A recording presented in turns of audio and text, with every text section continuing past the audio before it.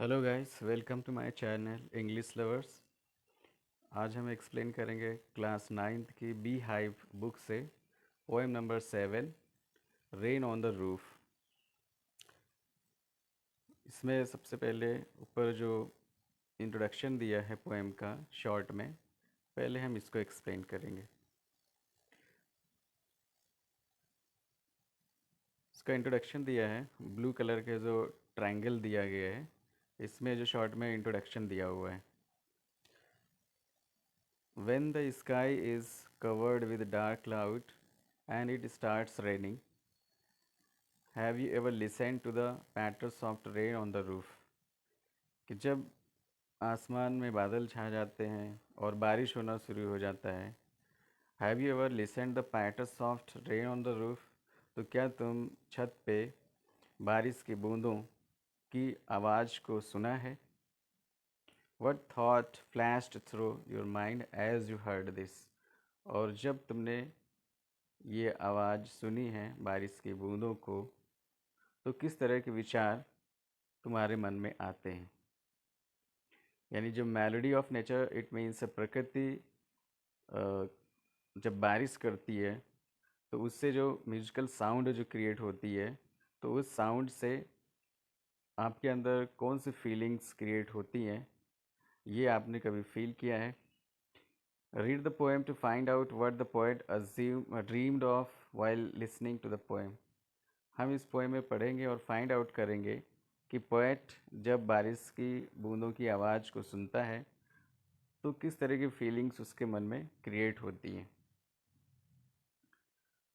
तो पोएट जो भी फील करता है वो इस पोएम में वो कंपोज किया हुआ है।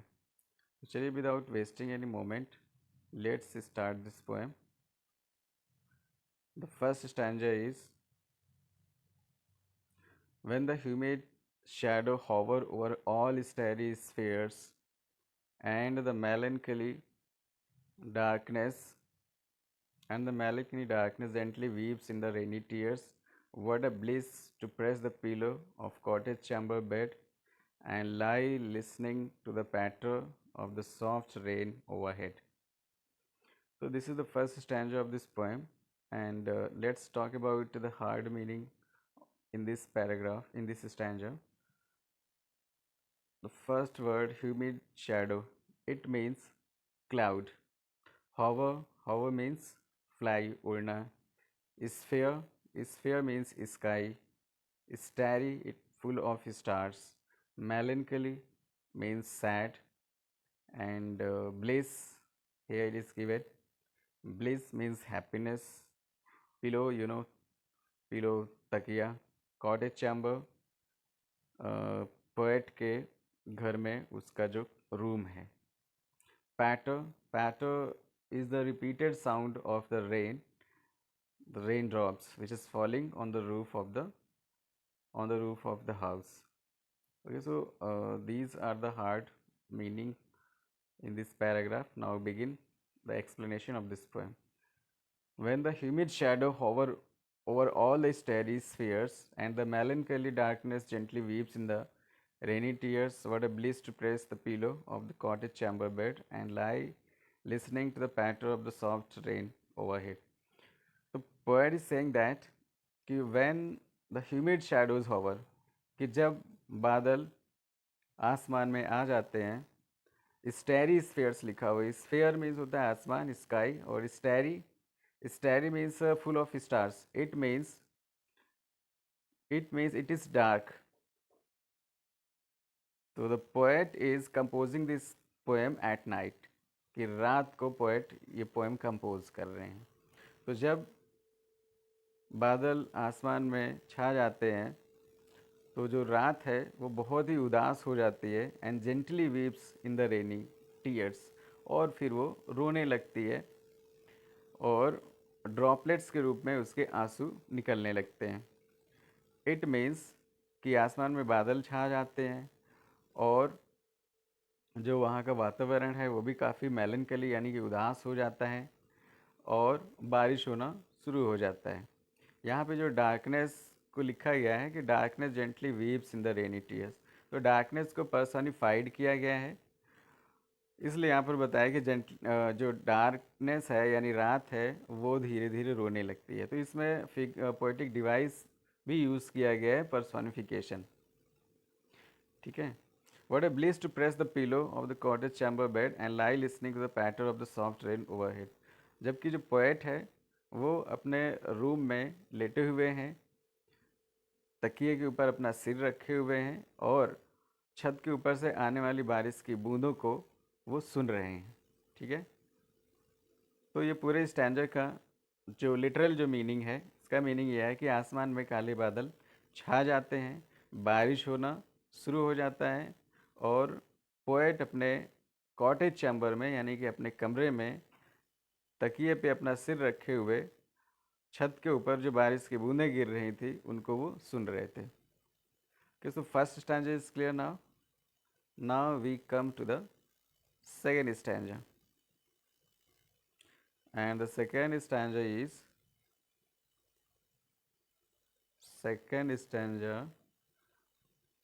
sorry, yes, every tinkle.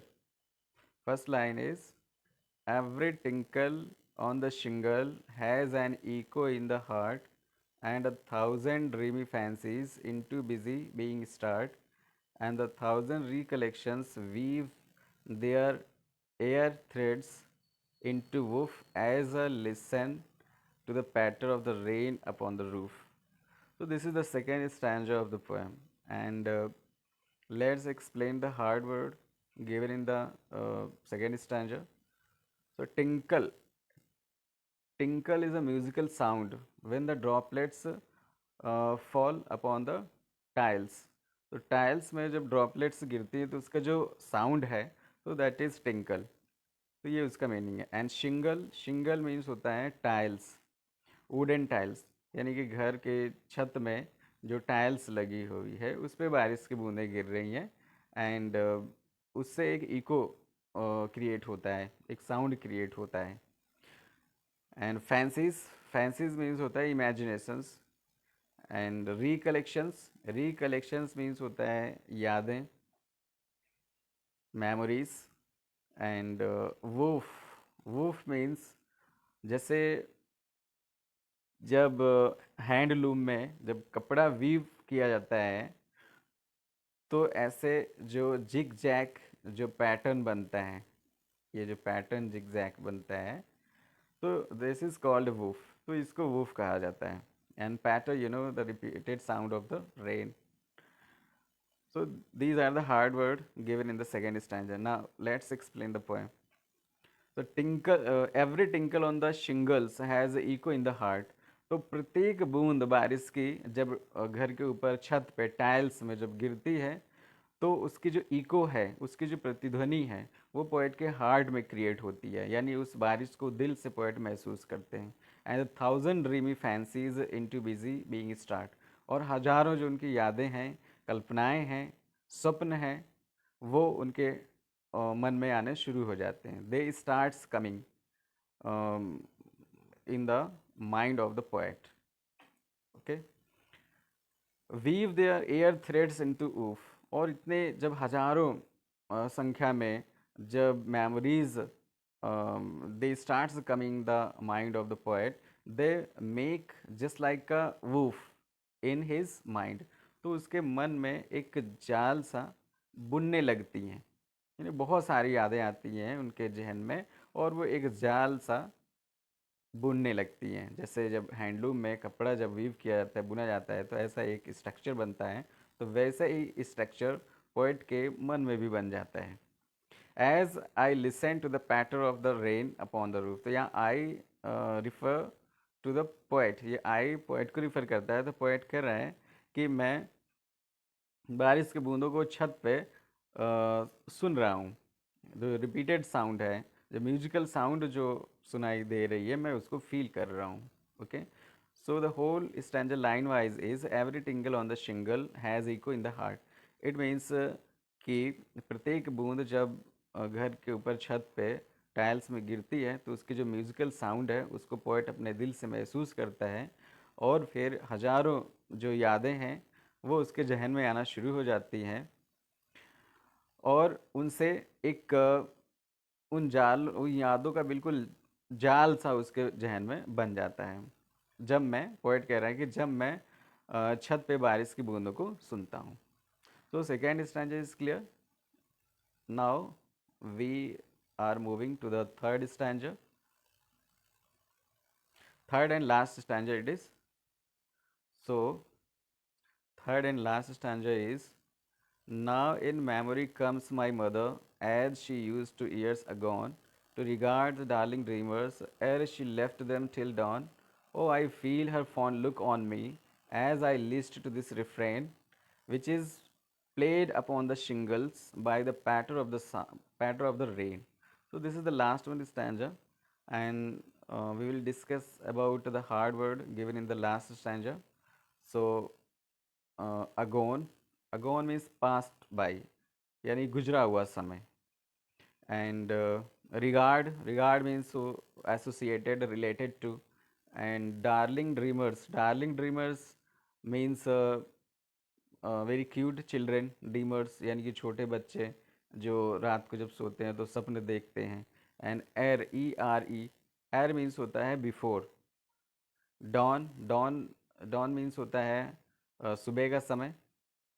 Refrain means repeated line, जैसे किसी गाने में या फिर पोएम में जो लाइन रिपीट होती है every after one stanza, so this is called refrain.